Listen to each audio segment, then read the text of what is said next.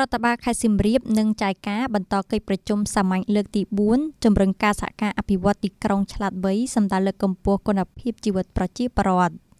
នៅថ្ងៃទី29ខែមិថុនាឆ្នាំ2026នេះរដ្ឋបាលខេត្តសៀមរាបនិងទីភ្នាក់ងារសហប្រតិបត្តិការអន្តរជាតិជប៉ុនហៅកាត់ចៅការបានបន្តបើកកិច្ចប្រជុំសាមញ្ញលើកទី4វេទិកាទីក្រុងឆ្លាតវៃសៀមរាបនៃគម្រោងទីក្រុងឆ្លាតវៃខេត្តសៀមរាបក្នុងគោលបំណងពិនិត្យវឌ្ឍនភាពការងារបើឱកាសឲ្យរដ្ឋនិងឯកជនពិភាក្សាប្រមូលធាតុចូល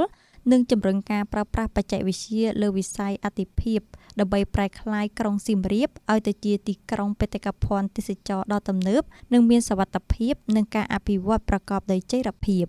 ក្នុងកិច្ចប្រជុំនេះលោកសំកសុចិត្រាអភិបាលរងខេត្តសៀមរាបបានបង្ហាញការវិតម្លៃខ្ពស់ចំពោះកិច្ចសហប្រតិបត្តិការបច្ចេកទេសជាមួយទីភ្នាក់ងារចៅការដែលបានរួមចំណែកការជំរុញអភិវឌ្ឍទីក្រុងសៀមរាបតាមរយៈការអនុវត្តគម្រោងសាកល្បងទីក្រុងឆ្លាតវៃចំនួន10ក្នុងដំណាក់កាលទី1ដែលទទួលបានលទ្ធផលជោគជ័យសម្រាប់ដំណាក់កាលទី2រដ្ឋបាលខេត្តមានទិសដៅបន្តអនុវត្តគម្រោងឆ្លាតវៃចំនួន8បន្ថែមទៀតដើម្បីឆ្លើយតបទៅនឹងតម្រូវការជាក់ស្ដែងនិងដោះស្រាយបញ្ហាប្រឈមនានាសម្ដៅប្រែក្លាយក្រុងសៀមរាបឲ្យក្លាយជាទីក្រុងឆ្លាតវៃប្រកបដោយចីរភាព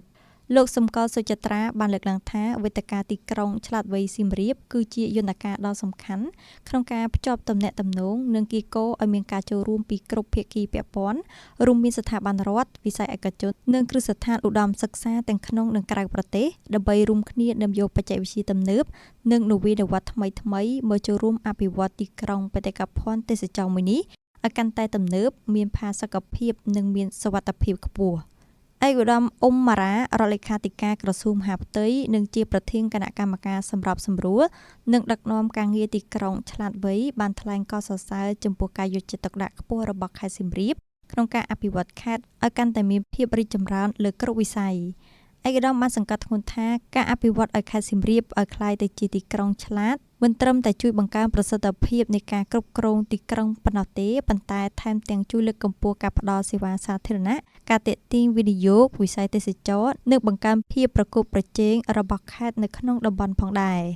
ឯកឧត្តមអ៊ុំម៉ារ៉ាក៏បានណែនាំឲ្យគណៈកម្មាធិការសម្របសម្រួលដឹកនាំទីក្រុងឆ្លាតវៃនិងរដ្ឋបាលខេត្តត្រូវសហការគ្នាឲ្យបានស្អិតរមួតជាមួយក្រុមការងារបច្ចេកទេសរបស់ចៅការដើម្បីជំរុញការអនុវត្តគម្រោងដំណាក់កាលទី2នេះឲ្យបានជាក់លាក់និងលេចចេញជាលទ្ធផលពិតប្រាកដជាមួយគ្នានេះក្រសួងមហាផ្ទៃកំពុងរៀបចំឯកសារយុទ្ធសាស្ត្រជាតិស្ដីពីការអភិវឌ្ឍទីក្រុងឆ្លាតរយៈពេល10ឆ្នាំដើម្បីធ្វើជាផែនទីបង្ហាញផ្លូវសម្រាប់ការអភិវឌ្ឍទីក្រុងឆ្លាតនៅទូទាំងប្រជាណាចក្រកម្ពុជាដោយរំពឹងថាខេត្តសៀមរាបនឹងក្លាយជាគំរូទីក្រុងឆ្លាតដ៏លេចធ្លោមួយនៅក្នុងតំបន់នាពេលឆាប់ៗខាងមុខ